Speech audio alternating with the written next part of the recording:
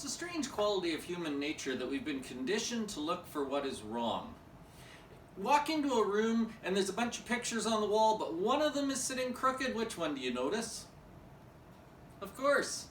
We notice the thing that's wrong. We notice the thing that's out of place, and we dwell on that all the time. That's how we think. And we think about that in terms of ourselves as well. Just listen to the conversations that you have with people once in a while, and you will hear these sorts of things. I listened to a guy recently who was talking about his experience in high school, and he told me that he got a 55 in math. He talked about his 55 in math instead of the 90s he got in shop class. He focused on the wrong one, the bad one, instead of the things that he was doing well. I hear people tell me that they got their driver's license when they were 16, but it took me 2 times. So what? The point is, you got your license. You've driven thousands, hundreds of thousands of kilometers since then, but what we remember is I failed my driving test the first time when I was 16 years old. We remember every negative thing people have said to us, don't we? That's true too. People have told me about insults, things that someone said to them 40 years ago, and they're still holding on to it. They still remember it. They still think about it.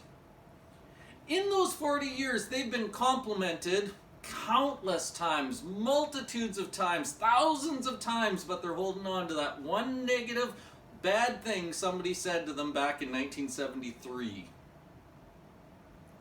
And I know that. I'm not pointing fingers. I understand that. Sunday mornings when I give lessons, all kinds of people will say, oh, that was really good. I really liked that. That was really interesting. You really made me think here. And just let one person come up and say, I didn't like that, or I disagree, or that was kind of any negative comment. I could have 40 people tell me it was good, and one person who complains about something, who do I go home thinking about?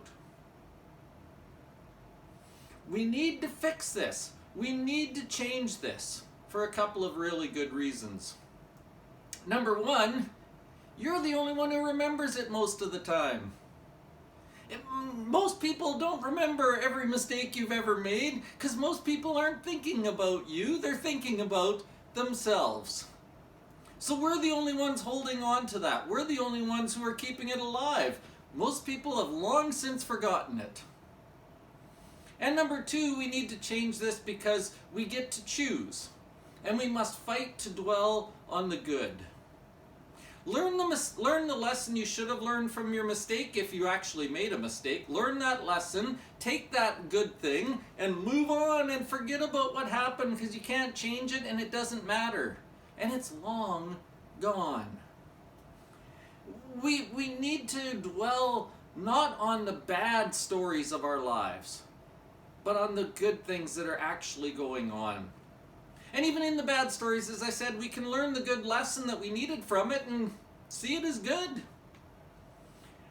We do ourselves incredible harm when we drag along this big weight of stupidity when we could just let it go. We could just enjoy where we are. We could just say, yeah, I learned something, and move on.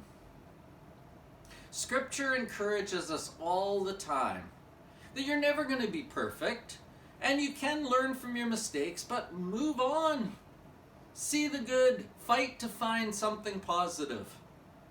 I may have read this scripture to you previously in our One Good Thing series, but it bears repeating, and it says this from Philippians chapter 4. Finally, brothers, whatever is true, whatever is noble, whatever is right, whatever is pure, whatever is lovely, whatever is admirable, if anything is excellent or praiseworthy, think about such things. I know in that passage Paul is talking about spiritual things, but I think it applies to us just every single day. Whatever is good, whatever is pure, whatever is right, whatever is praiseworthy, whatever is useful, think about that.